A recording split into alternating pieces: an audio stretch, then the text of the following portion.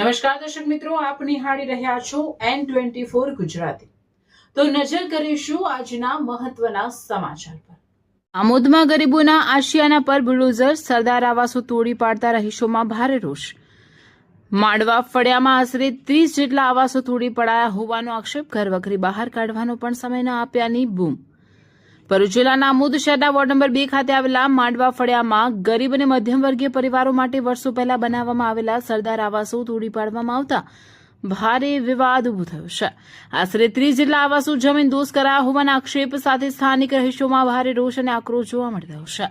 સ્થાનિકોના જણાવ્યા મુજબ તારીખ 10/6/2008ના રોજ આમોદ તાલુકા પંચાયત દ્વારા આવાસો લાભાર્થીઓને સત્તાવાર રીતે સુપરત કરવામાં આવ્યા હતા।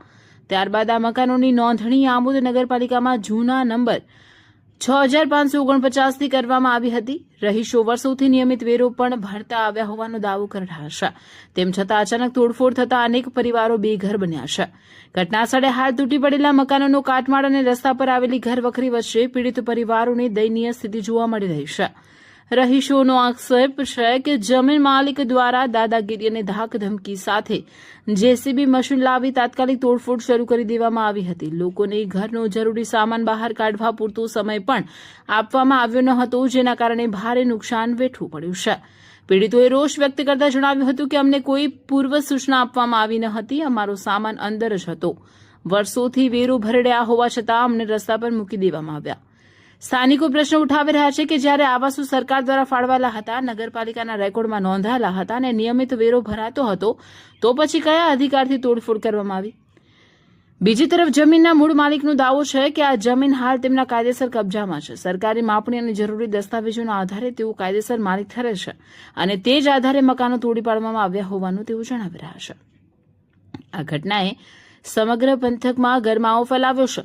સ્થાનિકોએ સમગ્ર મામલે ઉચ્ચસ્તરીય તપાસની માંગ કરી છે। બળજબરીપૂર્વક તોડફોડ કરનારા જવાબદારો સામે કડક કાર્યવાહી કરવામાં આવે તેમજ બેઘર બનેલા ગરીબ પરિવારોને ન્યાય મળે તેવી ઉગ્ર માંગ ઉઠી છે। આ ઘટના માત્ર તોડફોડ પૂરતી સીમિત નથી, પરંતુ ગરીબોના હકો અને માનવતાની કસોટી સમાન બની છે।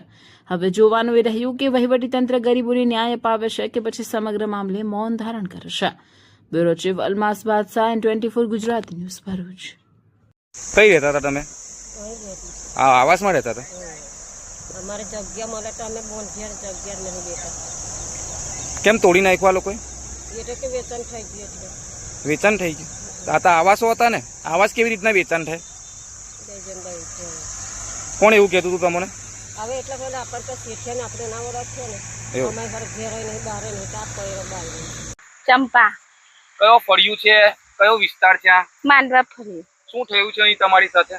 આ જબરજસ્તી તોડવામાં આવી ભાઈ ઉડ્યો અને મારા જેના છોકરા અમારા ધણીનો પગ ભાગી જાય, અમારે જવું કઈ।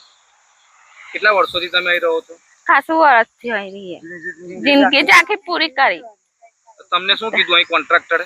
એવું કે છે કે આ તો કે અમે બધું રાખી લીધું, અહીં નહીં રહેવાનું હોય, ખાલી કરો ને બધું તોડાઈ કરી અમને આવીને। કેટલાક લોકો તમે અહીં રહો છો આવાસોમાં? ખાસા જણ છે, 4-5 જણ છે ઘરે બધા રહીએ। 4-5 ઘરમાં રહેતા હતા બધા। 4-5 ઘરોમાં તમે રહેતા હતા? તો શું કીધું તમને અહીં કોન્ટ્રાક્ટરે?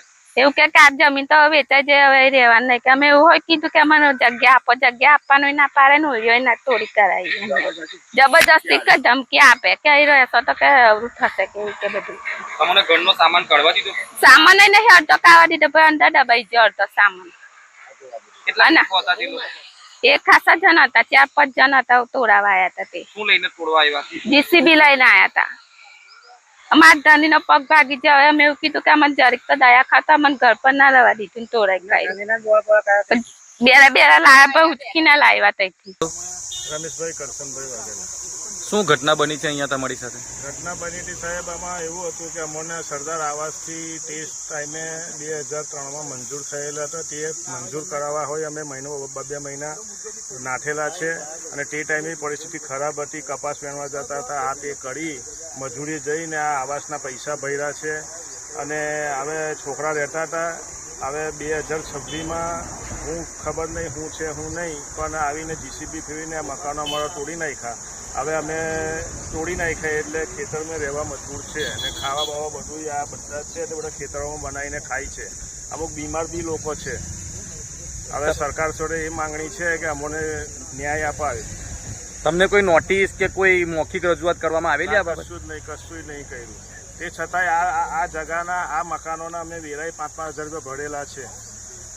આ મકાન તોડ્યા ત્યારે તમારો સામાન અંદર જ રહી ગયો છે કે સામાન કાઢ્યો હતો? સામાન અંદર જ રહી ગયો હતો. અમે કામે ગયા હતા. હું આમોદ શેઠ મહામંત્રી ભારતીય જનતા પાર્ટી હિતેશભાઈ શાહ. આજથી 2003માં આ જે આવાસ યોજના છે એની અંદર સરદાર આવાસ યોજના હેઠળ આ લોકોની પાસેથી 7,000 રૂપિયા મજૂરી પેટે શ્રમ પેટે લીધા હતા અને એ લોકોએ મહેનત કરીને પોતાના ઘર બનાવવાના એ હિસાબે હતું અને 36,000 સરકારમાં એ વખતે 50 રૂપિયા 40 રૂપિયા ખેતરની મજૂરી કરીને આ લોકોએ ભરેલા ગરીબ લોકોએ એ આવાસ યોજના સરકારે આપેલી. 23 વર્ષથી એ લોકો પોતે અહીં રહેતા હતા અને જે તે કોઈ કોન્ટ્રાક્ટર આવીને કોઈ પણ જાતનું કીધા વગર જેસીબી લાવીને સીધું તોડી નાખ્યું. આ લોકોએ કીધું કે તમે જાણ કરો સરકારને, પોલીસ સ્ટેશનમાં જાણ કરો, પાલિકામાં જાણ કરો, કલેક્ટરમાં જાણ કરો, પણ કંઈ પણ કીધા વગર તમારે જે કરવું હોય તો કરો, તમારે જેને કહેવું એને કહો, અમે તો તોડી નાખીશું. એવું કહીને જેસીબીથી બધું જ આ તોડી નાખ્યું ને આજે આ ગરીબ પ્રજા બિચારા આપણે જોવાતું નથી, બહાર તાપની અંદર ખુલ્લાની અંદર ઝાડ નીચે રોટલા બનાવે છે, ખાય છે, નહીં રહે છે. બહુ ખરાબ પરિસ્થિતિ છે. એટલે આવી જે કાયદો અને વ્યવસ્થા જે હાથમાં લીધા છે એની પર કાયદેસરની કાર્યવાહી કરવામાં આવે અને જે તે કોન્ટ્રાક્ટરને પોતાની જમીન હોય તો એ કાયદાકીય રીતે કલેક્ટરમાં જગ્યા બતાવે અને એ જગ્યાની માંગણી કરીને ખાલી કરાવડે. પોતે કાયદો વ્યવસ્થા હાથમાં લેવાની કઈ જરૂર છે? એટલે મારી એક જ માંગણી છે કે સખતમાં સખત એની પગલાં ભરવામાં આવે અને જેને પણ આ તોડ્યું છે એ લોકોના જેના મકાનો છે, આજે તમે વિચાર કરો તે વખતે 2003માં સરકારે 43,000માં મકાન આપ્યા હતા, તો 43,000 રૂપિયાના જો ડિવાઈડ કરે આજે 26 વર્ષે 23 વર્ષે નહીં તો 10 થી 12 લાખ રૂપિયા એ લોકોને આજે સરકાર દ્વારા બી એમને આપવામાં આવે, કાં પછી એ લોકોને રહેવા માટેની વ્યવસ્થા કરવામાં આવે. એટલે અમારી પોતાની એક માંગણી છે કે કાયદો વ્યવસ્થા જેને તોડ્યો છે એની પર કાયદેસરની કાર્યવાહી કરવામાં આવે અને આ ગરીબ લોકોને રહેવા માટેની વ્યવસ્થા કરવામાં આવે.